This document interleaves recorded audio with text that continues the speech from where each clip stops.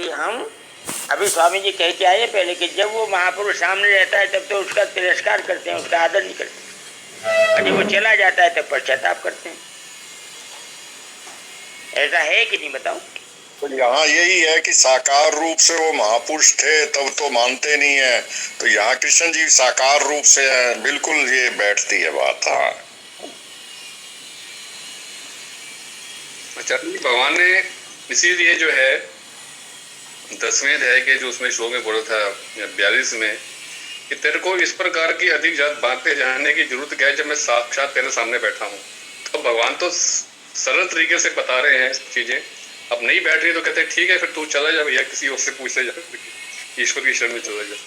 तो वही बात है, वही बात है। जैसे या तो आसानी से मिल रही है बात, वहां मुश्किल से मिलेगी। हाँ,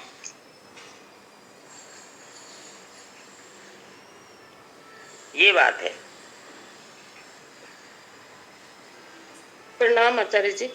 राम राम जी। प्रणाम आचार्य जी। मैं ये पूछती हूँ आपको, जिसने ये सोच लिया कि मैं कहीं आता जाता नहीं और भगवान एक है, तो ये ज्ञान और भक्ति दोनों, तो ये सही है और बाकी बातें उस पर लागू नहीं होती?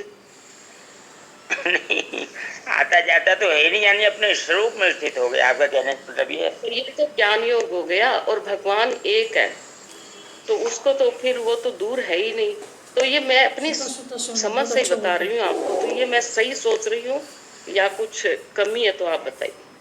अब मैं समझ नहीं पाया आप क्या बोलना चाह रही है। जैसे स्वरूप में स्थित हो गया कि मैं कहीं आता जाता नहीं और भगवान एक है, अब उस समग्र है और वो तो सब भगवान उसको ज्ञान करवा ही देते हैं, तो ये सही है मेरा सोचना? आधी बार सही है, आधी गलत। तो आप सही कर बताइए। भगवान सब कुछ है, एक नहीं। वासुदेव सर्वम, ये बोलो।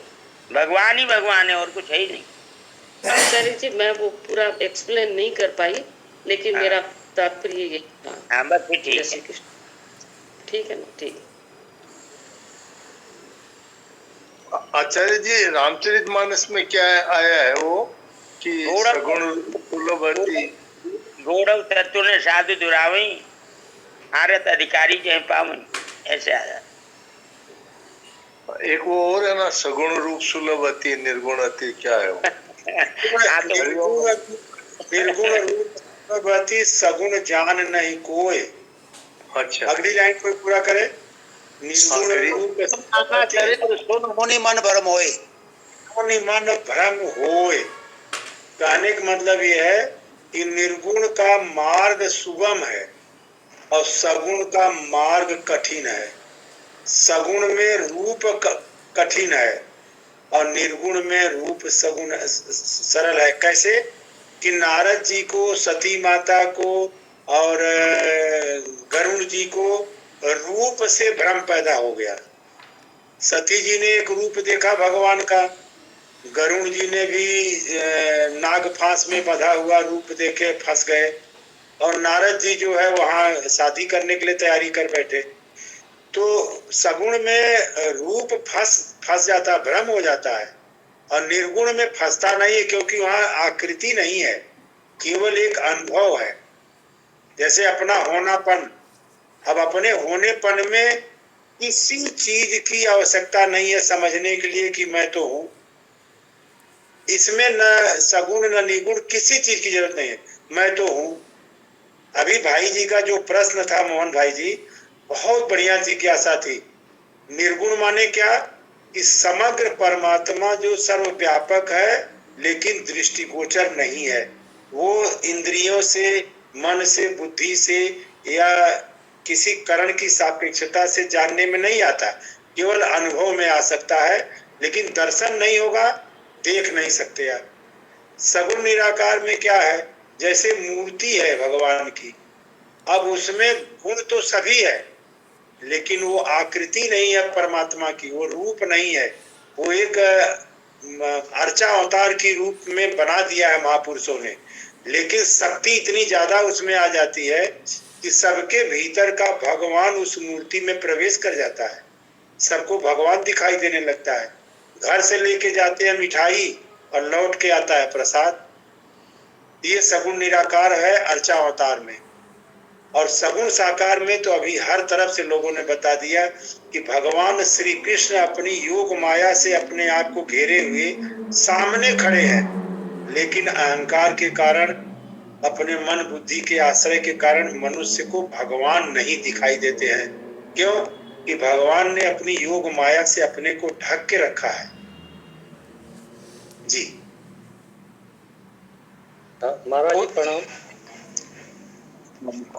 आचार्य जी महाराज, अभी इसी प्रकरण पे आप भी बताइए। मोहन जी ने जो उठाया, ओम जी भाई जी ने जो बताया, इसका उपसंहार आप कर दीजिए प्लीज। देखो, ये जो है ना, मोहन भाई जी ने जो कहा था, जो मोहन हरिओम भाई जी ने उदाहरण दिया, उनमें एक उदाहरण जो है वो अंतिम उदाहरण जनक जी का भी है। जनक जी तत्व ज्ञानी विदेह हैं, देह से ऊपर उठ चुके हैं, लेकिन जब भगवान का सगुण साकार रूप सामने आया तो भाई जी भ्रमित हो गए, उनका तत्व ज्ञान काफूर हो गया। विश्वामित्र जी से कहते हैं, भगवान ये बताओ ये कौन है?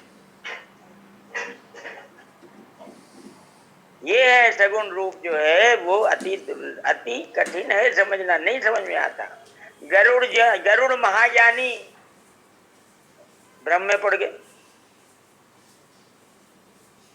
जब नागपाश में बंदे देखा भगवान को, तो भगवान की जो सगुण लीलाएं हैं वो अति विचित्र हैं, अति विलक्षण हैं, अति गुह्य हैं। उनको समझना तत्व ज्ञानियों के भी वश में नहीं है, तो सामान्य आदमी की तो बात ही क्या है।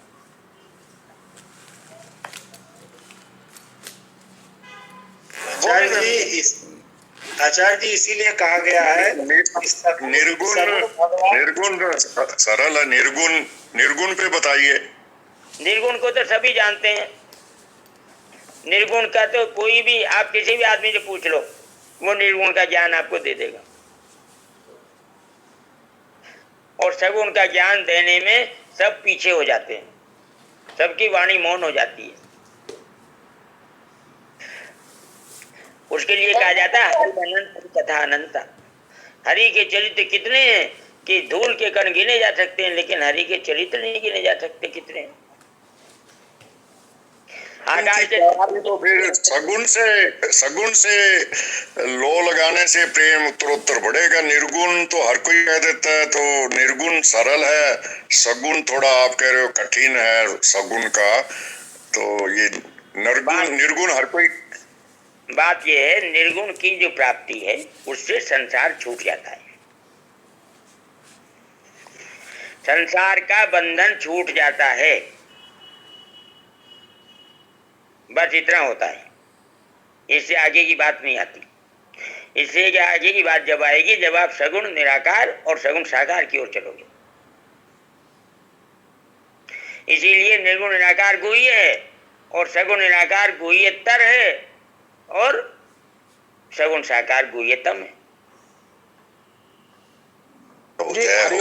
हरिओम भाई जी ने भी कहा था कि जैसे हम कोई फल लेके जाते हैं कहीं और प्रसाद रूप में लौटता है, उससे तुलना की थी कि जैसे हम भगवान श्री कृष्ण की ठाकुर जी की मूर्ति लाते हैं और जब उसमें नाना प्रकार के भाव मिलते हैं भक्त को, तो उसका प्रसाद होता है। किस तरह से इसको एक्सप्लेन कीजिए थोड़ा सा जो है। हाँ वही तो देखो, आप घर से लेके गए मिठाई जी, और अंतर्यामी भगवान के सामने सगुण निराकार प्रभु के सामने जाके रखी, वो तो प्रसाद बन गया जी।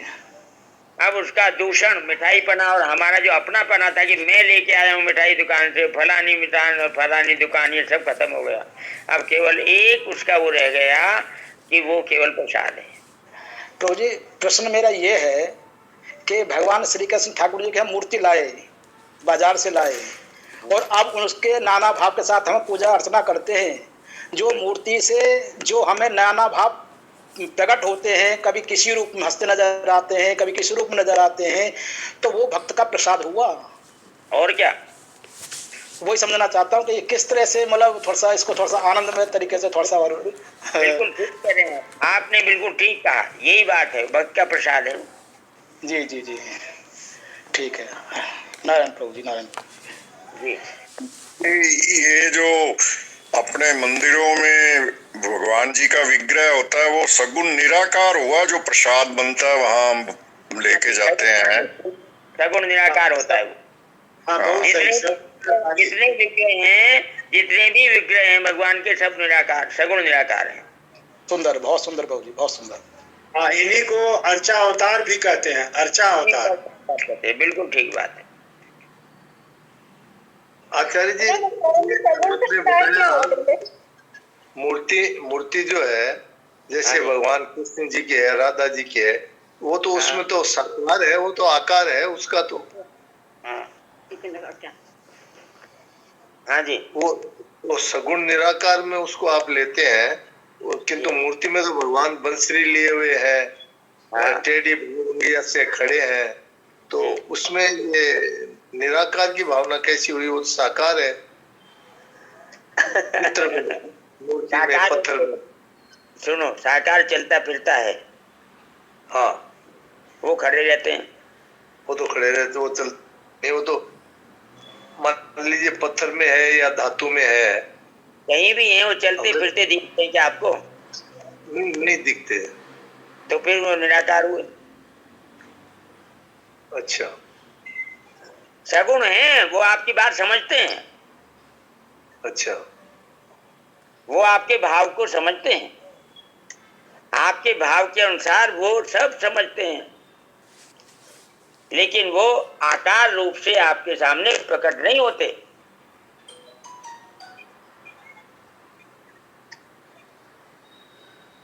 मतलब आचार्य जी अचल अचल होते हुए गुणों से संपन्न है, हाँ, शक्ति से ऐश्वर्य से संपन्न है जी, इसीलिए तो उसको सगुण निराकार कहा। बिल्कुल सही। बिनु पद चले, प्रकृति से क्या बताया हरिओम जी ने? बिनु पद चले सुने बिनु काना। सब जगह उनके हाथ हैं, सब जगह उनके पैर हैं, लेकिन दिखता कुछ नहीं। आकार वो है जो दिखाई दे।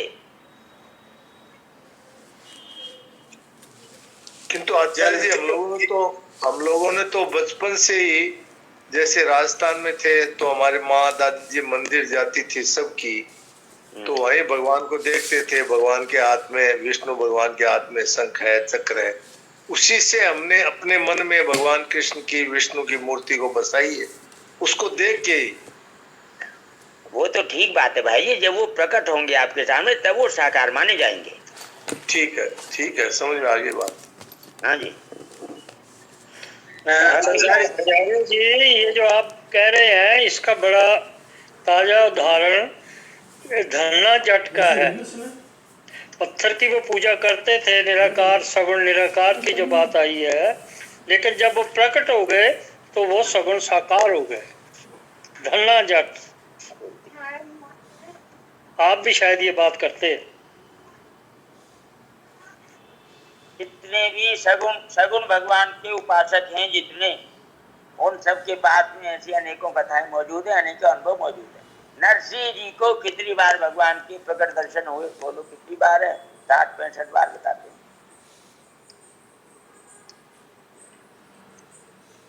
सबसे ज्यादा बार भगवान को प्रकट दर्शन भगवान के नरसिंह जी के हुए। तो ये आचार्य जी, जीवनी में आता है 64 बार उनको, हाँ, पूरे जीवन में 64 बार भगवान के दर्शन। जी हाँ। तो जब हमारा भाव भाई जी सजग हो जाता है, साकार रूप में भगवान को प्रकट होना पड़ता है। ठीक बात है, यही बात।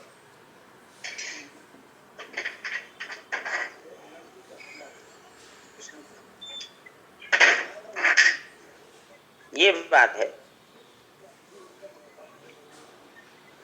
जितना गुड़ डालोगे उतना मीठा होगा, जितना भाव भगवान को दोगे उतने ही भाव भगवान प्रेम से प्रकट हो जाएंगे। उतनी आचार्य बात जी, आचार्य जी निचोड़ सार, ये जो चर्चा है इसका सार यही हुआ जो आप कह रहे हो, हाँ? ये सार है। आचार्य जी, नरसिंह जी के जीवन में जो बात हुई वो तो विलक्षण है। कभी देखने में 56 करोड़ का मायरा ठाकुर जी ने आके स्वयं भरा।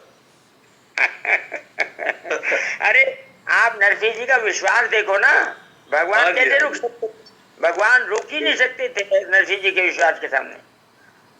अच्छा, अच्छा, नरसिंह जी के जीवन में कितनी आपदाएं आई आप देखिए। पहले उनकी पत्नी का स्वर्गवास हुआ, उसके बाद में जवान बेटा का स्वर्गवास हुआ, तब भी वो कुछ भी विचलित नहीं हुए। वो आपदाएं तो हमारी नजर में है, बिल्कुल बिल्कुल ठीक बात है, एकदम उनकी ठीक। नजर में आपदाएं थी नहीं। उनकी नजर में आपदाएं नहीं है। वो तो जब विठलनाथ जी के जब दर्शन करने गए तो विठल भगवान को उन्होंने धन्यवाद दिया गया, ठाकुर जी पहले पत्नी थी तब तो पूजा में फिर थोड़ा तकलीफ होती थी, अब तो वो आपने ले ली, तो अब तो आप तू और मैं दोनों खाली भजन कीर्तन ही करूंगा बस, और कुछ बाधा को हटा दिया आपने, ऐसी प्रार्थना करते हैं। भोजन का झंझट खत्म हुआ, अब तो भजन ही भजन रह गया। भांगी जंजाल ऐसा बोलते हैं गुजराती में, भांगी जंजाल। हाँ जी। दूसरा मोहन भाई जी, पढ़ा है हमने आपके कलकत्ता की ही तो बात है, स्वामी राम किशन परमहंस जी की, जो काली माता जी से बात भी करते थे, दर्शन भी करते थे। सही है ये? बिल्कुल सही तो है। बात तो उनके जीवनी में आता है, ये तो सब संत महात्मा भी बताते हैं, उनके जीवनी में आती है। बिल्कुल यही बात आप कर रहे हो। आपके तो उनके हाथ से काली माँ उनके हाथ से भात का भोजन करती थी, बात करते थे, सब कुछ करते थे। अब समय थोड़ी घड़ी इशारा कर रही है, सभी से प्रार्थना है कि यहीं विराम देवें। कमल भाई जी काफी देर से इंतजार कर रहे हैं, तो उनको बुलाएं। क्यों नहीं इंतजार क्यों करवाते हो आप, जल्दी बुलाओ। इंतजार मैं तो 2-3 बार बोला था, कोई सुन नहीं रहा था। मैंने कहा मगन हो रहे हैं तो होने देते हैं, एक बार बीच में डिस्टर्ब करना ठीक नहीं है। आप पहले करो, आपको पहले बोलना। नहीं, मैंने 3 बार आचार्य जी बोला था, मेरी आवाज पहुंची नहीं थी, पता नहीं क्या। नहीं, समय हो जाए